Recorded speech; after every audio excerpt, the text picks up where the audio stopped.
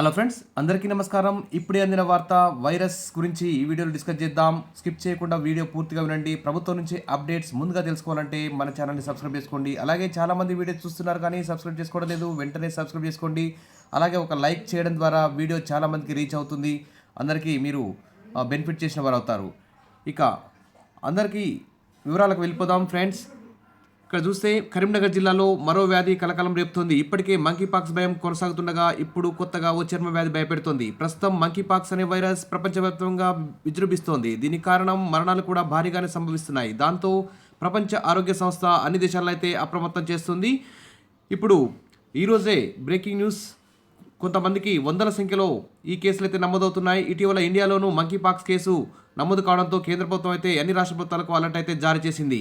ఇప్పుడు కరీంనగర్ జిల్లాలో ఓ కొత్త వ్యాధి ప్రజలను భయపెడుతోంది. అది ఇక్కడ కనిపిస్తున్నటువంటి చిత్రం. ఈ లక్షణాలు అయితే ఈ విధంగా కనిపిస్తుంటాయి. చర్మం మీద, ముఖ్యంగా పాదాల మీద, కాళ్ళ మీద ఇది సంభవించే అవకాశం ఉందని వైద్యులు అయితే చెప్తున్నారు. ఈ వ్యాధి మొదట దురదతో మొదలై క్రమంగా గాయంగా మారుతుంది. ఇప్పటికే అక్కడక్కడ వందల కేసులు నమోదాయి. గతంలో ఇవి 1-2 కేసులు నమోదవగా ఈసారి మాత్రం వందల సంఖ్యలో కేసులు నమోదవుతుండటంతో ఈ సెల్యులైటిస్ వ్యాధి ఒక తీవ్రంగా చాలామందికి విజృంభిస్తుందని ప్రభుత్వం వైద్యులు అయితే భావిస్తున్నారు. అందుకోసం అందరూ జాగ్రత్తగా ఉండాలని చెప్తున్నారు.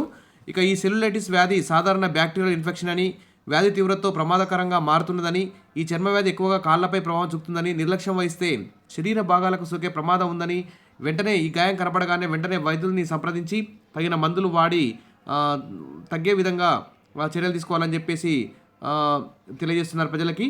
సెల్యులైటిస్ వ్యాధి ఎక్కువగా వర్షాకాలంలో సంభవిస్తుంది. ఏటా 10ల సంఖ్యలో ఉండే ఈ వ్యాధి బాధితులు ఈసారి 100ల్లో ఉన్నారని వైద్యులైతే అలర్ట్ అయితే జారీ చేశారు.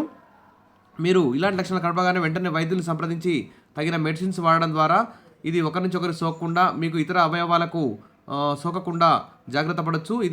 ఈ సెల్యులైటిస్ వ్యాధి ప్రస్తుతం అయితే కరీంనగర్ జిల్లాలో కలకలం రేపుతోంది. అందుకోసం అప్డేట్ కోసం ఈ న్యూస్ అయితే మీకు అందిస్తున్నాను. వీడియో నచ్చితే లైక్ చేయండి. Wish all the best. Thank you.